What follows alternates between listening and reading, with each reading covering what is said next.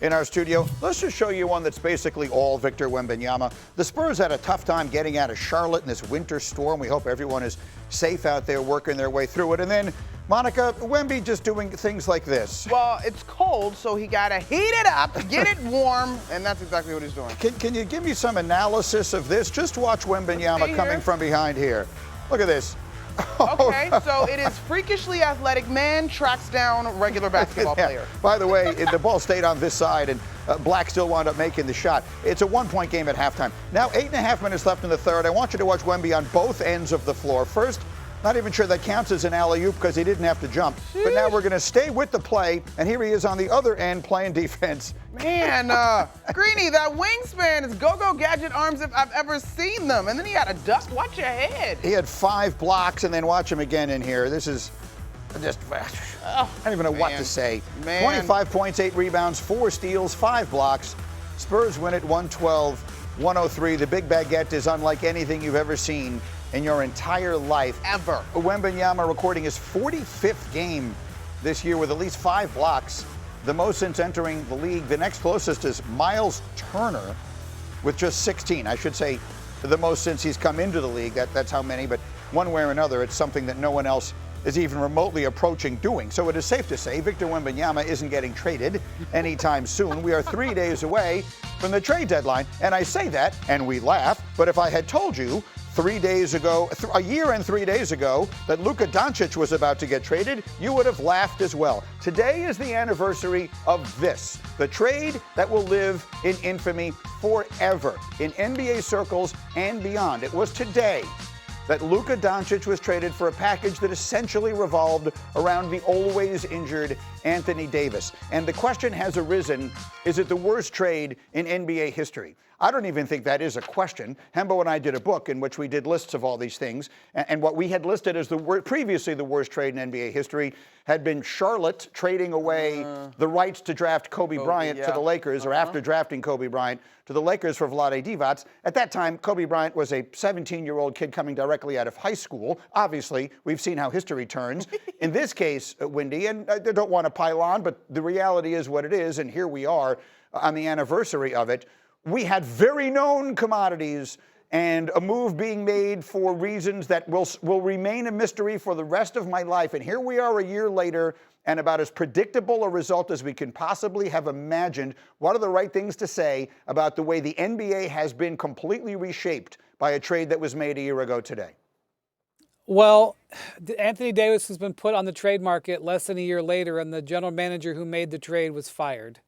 Luka arriving in L.A., I think there's a possibility the Buss family would have sold anyway, but not only has it reshaped the future of the Lakers franchise, give them a player to pivot to out of LeBron James, but it may have affected the ownership of the team, and certainly maybe even slightly the value of the team. Luka still has to, have the roster built out around him and sort of deliver on the promise, but he re-signed a contract in L.A., committing himself to that franchise, and now the Lakers' entire future is built around Luka Doncic, and the Mavericks' future is built around Cooper Flagg, which he became an arrival in Dallas because Anthony Davis got hurt his first game as a Maverick. So it was a trade that, doesn't need decades of perspective to put this analysis on it. Monica, you're making exactly the right face. You're making the exact face that this deserves. I remember. Now, I don't know if you remember this part, but I remember being like, okay, this actually might not be terrible for Dallas, capital I, capital F, if Anthony Davis is able to stay healthy. And so I do think that night, after we all realized that it was, in fact, a real trade, you did think about the possibility. But, God, health is so wealth in sports. And I think the context that Greeny just shared, the fact that Anthony Davis gets hurt almost immediately. Now, obviously, Dallas could not have been in a better position when it comes to acquiring Cooper Flagg, but this will forever be a sports mind-blowing trade. So the worst trade in sports history is generally considered to be the Boston Red Sox trading Babe Ruth to the Yankees in exchange for the rights to a Broadway musical called No No Nanette. I'm not making that up. That's an actual thing that happened. That's probably still worse than this. Having never seen No No Nanette, I can't speak to it directly, but I can't imagine that anything else has ever been worse than this. Luka Doncic is going to be the centerpiece of the Los Angeles Lakers for over a decade. He is one of the 3 best players in the world, and that's probably not doing him justice. He's going to continue to be that, and the rest of it just sort of sits where it is. It just sort of felt windy on the anniversary, like putting a little punctuation on it. Give me a final thought. Well, I will tell you this, is that it's totally changed the way all of us who work within the NBA evaluate possibilities of things. When we hear something, we'll say, well, there's no way that can happen, but well, I can't say that anymore because Luka got traded for AD. So I don't know how many championships, if any, Luka will win, and that will ultimately decide history, but it's changed the perspective of NBA business, and that's saying something.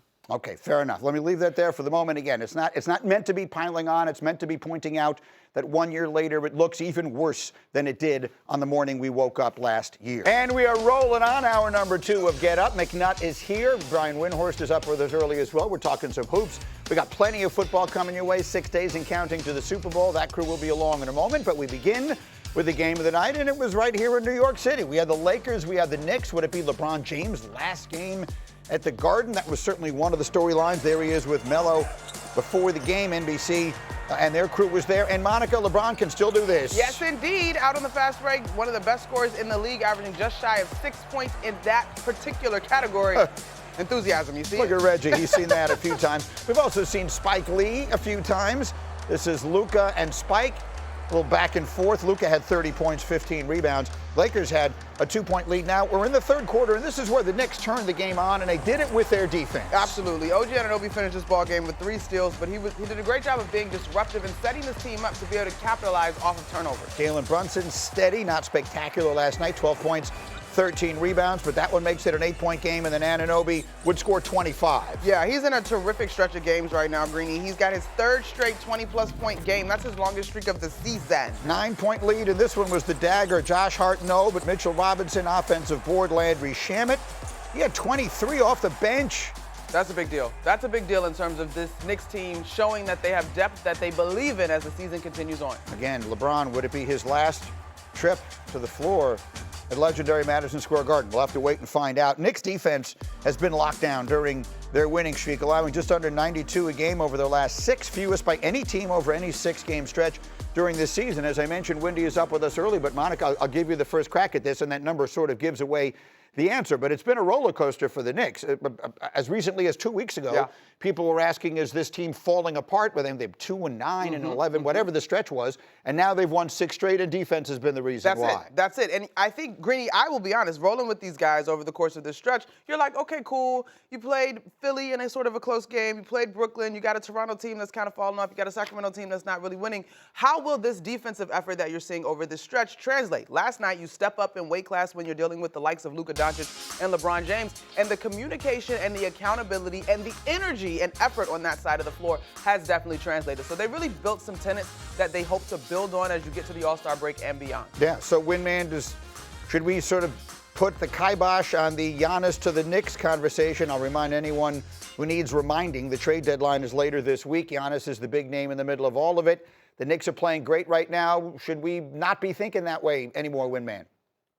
I wouldn't say absolutely not, but the Knicks are not operating like a team that is going all in for Giannis. I don't believe that they can beat another team like Golden State's offer with just what they have to put on the table. They would have to go out there in the market aggressively, offer other players to pick up extra first-round draft picks, and we just don't have any indication if that's happening. If you look at what this Knicks team is right now, they have excellent wing defenders that they have invested enormous amounts in contracts, in assets to trade for them. They have a superstar that they believe can be a guy who leads them to playoff victories in Jalen Brunson. And Karl Towns, for no matter what anybody wants to say about what he might do night to night, he was just voted an all-star yesterday by the league's head coaches. They believe he's an all-star player. Over this 6-game win streak, he's plus 71. People have been counting his plus minus. He's plus 71. He was plus 23 yesterday. So is this a perfect team? It is not. if Giannis was available for this team, is it possible they would be better on the other side of it? You could create that case. But the Knicks, dating back months now, Greeny, have had opportunities to blow the market away in Giannis offers, and they have not done it. Looking at those actions, I can only deduce that they like this team, and they believe that this team can make a run in the playoffs. And so that then leads me to asking you about what Doc Rivers said to you yesterday. I was watching you guys, and you had Doc on, and Doc sounded very certain, and I get that he's the coach of the team, so he's going to say this, that we're going to get to the end of this week, and Giannis is still going to be a Milwaukee Buck. Is that your expectation now? I think I would lean like 51-49 just because the amount of alignment that has to happen for a Giannis trade. I just think that the Bucks will be in better position to make this trade in the summer than they are now. I think the offers, including an offer from the Knicks potentially, will only get better in the spring. And I also think it's important to realize that my question to Doc was, is Giannis going to play again this season? Because if he's still a Buck after Thursday, their best move is to shut him down and to tank. And Doc said, yes, he is going to play. So that's an interesting thing. We'll see whether that actually comes to fruition. Okay, so that's that part of it. We'll have more on the trading piece of it later. In the meantime, Monica, you saw the Lakers come in for their only visit to New York of the season. The stat that I found most interesting this morning, the combination of LeBron, Luka, and Reeves have played a combined total of 8 games together out of the 48 games they've played this season. What do you think their ceiling, if healthy, if that threesome is healthy, what does their ceiling look like to you in the West? I don't think this is a contender. No. You're not having that conversation, which is what matters when you talk about an organization that is so storied and wants to win championships. Right. Look, Luka Doncic is the piece that you are building around. Defensively, I mean, they came into the game, I think they've had 7 20-point losses over the course of this season, and now on the other end of that, they're 14-2 in clutch time games. So, like, there's a lot happening, but overall, I was not really impressed with the way that this team has the ability to defend. And if you look at the Western Conference, which they obviously would have to go through, they, to me, cannot keep up in that category with the powers in the West. Now, Thunder, obviously, Spurs, Nuggets, Rockets, Timberwolves, all ahead of them right now. Windman, you were telling me this morning the Lakers are really looking to next summer, which begs the question, where will LeBron fit into all of their future plans? Yeah, the Lakers' maneuvers for the last 6 or 7 months have been to rebuild their team in 2026 when they have $100 million in cap space and they can trade 3 first-round picks. Today, they can only trade 1. So LeBron's role in that will likely be, do you want to be a part of this? And if you do, will you adjust your contract demands? Because right now he's making over $50 million, and they have not built out this roster. 1 year into the Luka experience, they do not have their franchise center yet. They do not have their wing defenders. If LeBron is willing to take a pay cut, I think he can be a part of that future. And that could involve a strong offer for Giannis in the summer. The Lakers are one of the teams that can make a better offer for Giannis in the summer than they can today, but they can go a number of different routes if they choose to go that way. Well, isn't that interesting? That's scary. We'll talk more about that. Oh, my goodness. The combination of Luka and Giannis together on the same team. We'll see. Much more hoops as we continue.